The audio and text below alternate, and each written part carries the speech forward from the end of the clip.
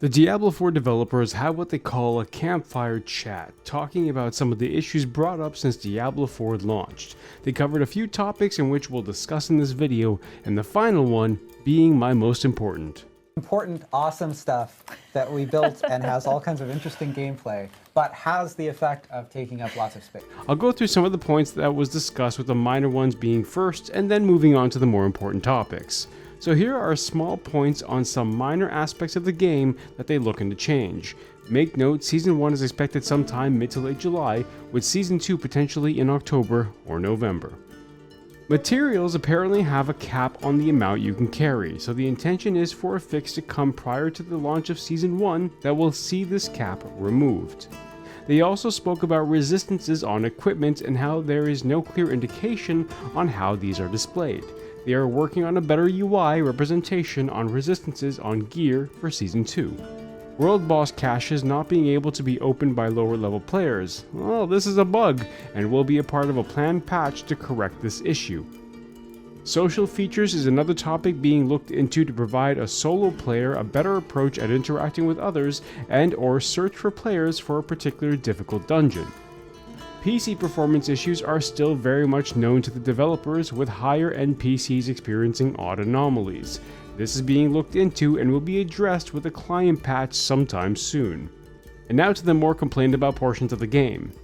Gems and their placement in the inventory. As we all know, gems take up a massive amount of space in our inventory, and many players have come forward complaining about this and demanding them to either take up a smaller portion in their inventory or another tab specifically intended for gems.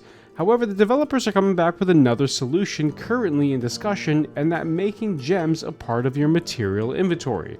Therefore, you're no longer required to have them on you directly, but it would be, and I'm assuming, gem powder in which you can fabricate into gems specifically for builds you wish to make. This is a good change because, my god, they take up a lot of space and sell for practically nothing. I could sell Rob's cookies for more gold. Right. There were some details coming forward on Season 1 with some clarification on what to expect. Seasons are quarterly planned releases to introduce new mechanics to the players. However, there are some pushback from players annoyed at having to restart a new character and having to rediscover the world of Sanctuary once more, removing the fog of war. It was validated that on the top of renown being transferred over between characters for the discovery of location and altars of Lilith, the map will also remove the fog of war depending on how much of the map you have discovered. So make note that new seasonal characters will begin with a bit of renown depending on how much you have discovered.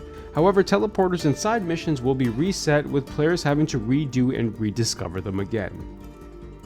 Hardcore player lag death was another hot topic. I know many have been complaining about.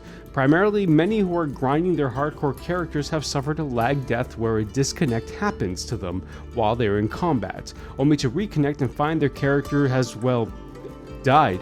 A solution is in discussion that when a disconnect type of event occurs with your character, if you have a scroll of escape on your inventory, it will be automatically used up and transfer your character to a safer spot. However, this is tricky as a disconnect type of event can be many things, and the developer teams need to pinpoint how they can early identify a disconnect due to a network or sudden loss of player and use the scroll right away. I would not expect this soon, as it's just being worked on. Before we get to our final update, I ask you all to please leave a like to the video and help it get seen by watching all the way to the end. Also, f*** you, Butcher!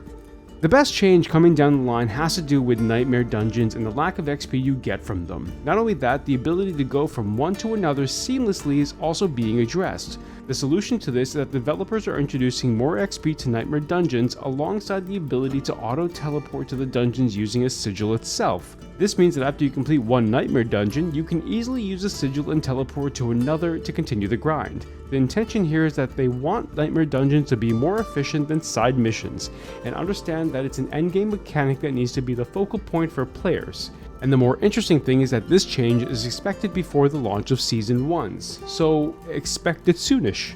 So I gotta ask, what are you most excited about? Is there a change that will help you tremendously? Let me know in the comments below. Please consider leaving a like, and if you enjoyed the video, maybe consider becoming a member to the channel, as it's a new feature that's been recently implemented. This may later give you access to member-only videos. Thank you for watching, and I'll see you in Sanctuary.